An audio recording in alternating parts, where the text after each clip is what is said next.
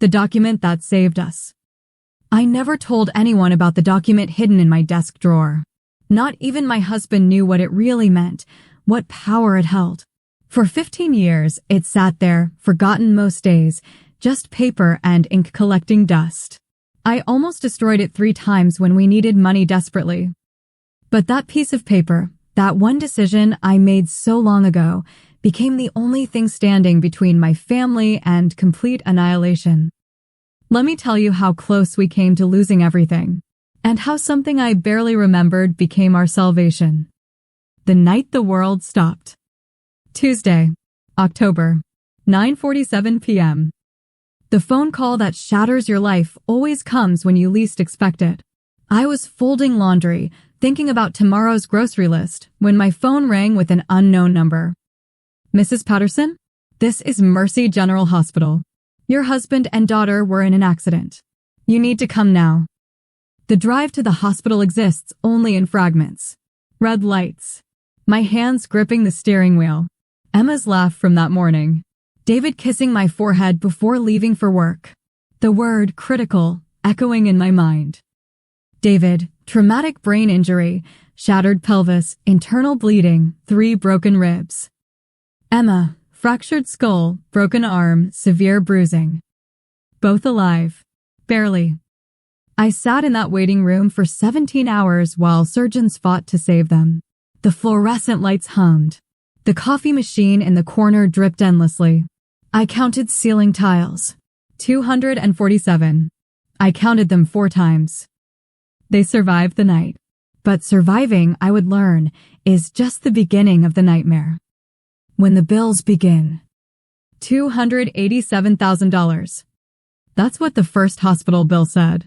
I stared at those numbers until they blurred, until they stopped looking like numbers at all, just abstract shapes on paper that represented the end of everything we'd built. Our insurance covered some of it. Our share, $43,000. And that was just week 1. Emma recovered. Thank God, Emma recovered. 3 months and she was back to normal, running, playing, laughing.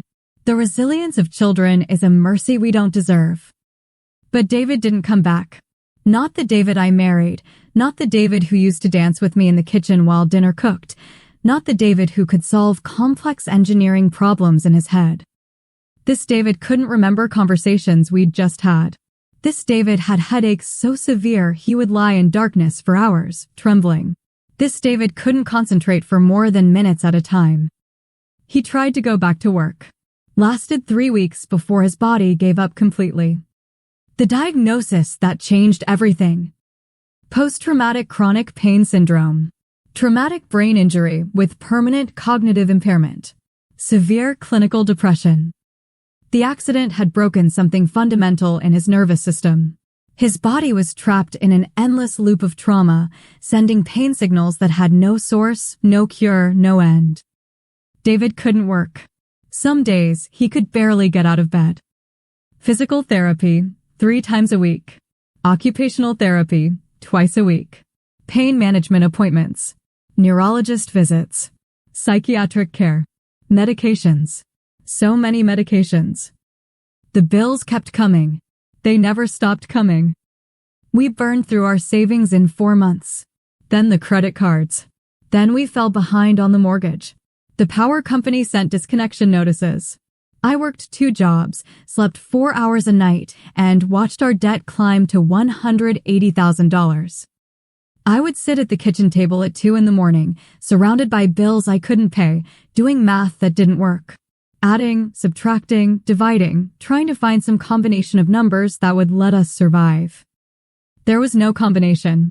We were drowning. And there was no shore in sight. The memory. I don't know what made me think of it that night. Maybe desperation opens doors in your mind that stay closed otherwise. Maybe when you're at the absolute bottom, your brain starts searching through every drawer, every memory, every possibility. 15 years ago, a woman at our door. Patricia, I think her name was. She'd talked for 2 hours about something I barely understood, something that seemed impossibly distant and unnecessary. David had been skeptical. We're young. We're healthy. This feels like throwing money away. But I'd signed something that day. Documents. Official-looking papers with legal language I didn't fully comprehend. And every month since, $285 disappeared from our account, automatic withdrawal, so routine I stopped noticing it years ago. I'd almost canceled it 3 times. Almost called to stop the payments when money was tight, when it felt like we were paying for air, for nothing, for some abstract concept that would never matter. But I never made that call. And now, sitting at my kitchen table, surrounded by the wreckage of our life, I remembered those documents. I remembered Patricia's voice, patient and kind, explaining something about protection, about benefits, about scenarios I couldn't imagine back then. I walked to my desk and opened the bottom drawer. Under old tax returns and Emma's baby photos, I found it. The folder I hadn't opened in years. My hands shook as I read words I barely understood. Living benefits, chronic illness rider, disability income, accelerated benefit. The phone call. The next morning, I called the number on the document. I was transferred 4 times. Each time, I explained our situation again. The accident. The injuries. David's condition. Our debt. Our desperation. Finally, a woman named Michelle. Her voice was warm, professional. Mrs. Patterson, let me review your account and see what options might be available. 15 minutes on hold. I counted my heartbeats. I counted the cracks in our kitchen ceiling. I counted the seconds until my entire world either opened up or collapsed completely. Mrs. Patterson? Michelle's voice was different now. Excited. Based on what you've described and the documents you have, I need to request your husband's complete medical records. If they confirm what you've told me, there's something significant we can do to help. What do you mean? I can't make promises until we verify everything, but Mrs. Patterson, you might be eligible for a substantial benefit. Immediately. Not someday. Now. I couldn't breathe. How much? I need to see the medical records first. Can you have your husband's doctor send everything to us? Every report, every diagnosis, every treatment plan. Yes. Yes, I can do that. Good. Start gathering everything. I'll call you back in 3 weeks. 3 weeks felt like 3 years. The documentation. I became obsessed. I called David's neurologist, his pain specialist, his psychiatrist. I requested every record, every note, every test result. I organized them chronologically, by doctor, by condition. I created spreadsheets. I made copies of everything. I didn't tell David what I was doing. I couldn't. I couldn't give him hope that might shatter. I couldn't watch his face if this turned out to be nothing. Michelle called every few days with updates, with requests for additional documentation, with instructions. A case manager named Sandra joined our calls. She was kind, efficient, and she spoke with a certainty that made me believe something real might actually happen. You're doing everything right, Sandra told me once when I broke down crying during a call. I've handled cases like this before. Just keep gathering the documentation. What happens if? Don't think about that, she interrupted gently. Just focus on the process. The call. 5 weeks and 3 days after my first call, Sandra's number appeared on my phone. Mrs. Patterson, everything has been reviewed and approved. We'll be sending you a detailed explanation of the benefits, but I wanted to call personally to tell you, your family is going to be okay. What does that mean? It means a substantial sum will be deposited into your account within 3 business days. Enough to handle your medical debt, your mortgage, and provide security for your family moving forward. How much? She told me. I sat down on the kitchen floor and cried for 20 minutes while Sandra waited patiently on the line. 3 days later. I checked our bank account at 6 a.m., like I had every hour since Sandra's call. The number that appeared on the screen didn't seem real. It couldn't be real. Numbers that large don't just appear in accounts like ours. $375,000. I checked again. Same number.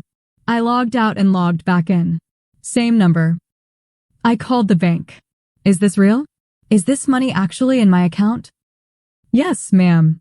The funds are available immediately.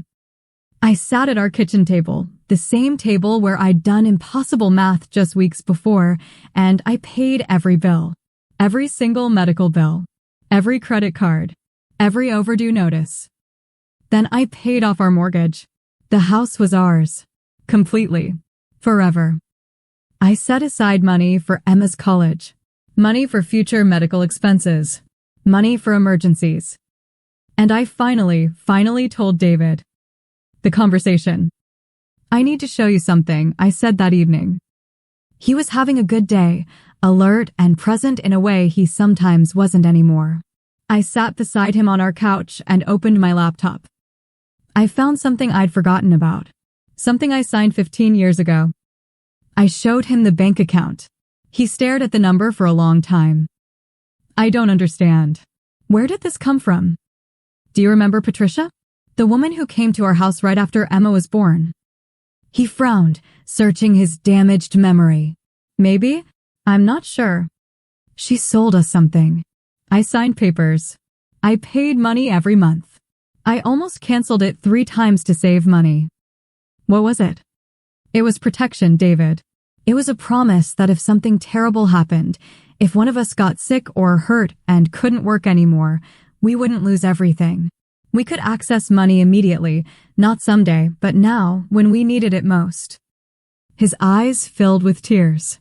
How much did you pay for this? $285 a month. For 15 years. About $51,000 total. And they gave us $375,000? They gave us our lives back. He cried then, deep sobs that shook his shoulders. I thought we were going to lose everything. I thought my accident destroyed our family. It didn't.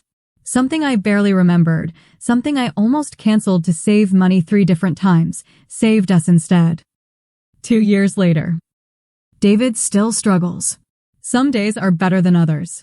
But he volunteers now, finds purpose in helping others, lives with dignity instead of drowning in debt and desperation. Emma is 9, thriving, secure. She knows her father has limitations, but she also knows we're okay. Our family is intact. Our house is paid off. We have no debt. Emma's future is protected. David gets the care he needs. I quit my second job and came home to my daughter.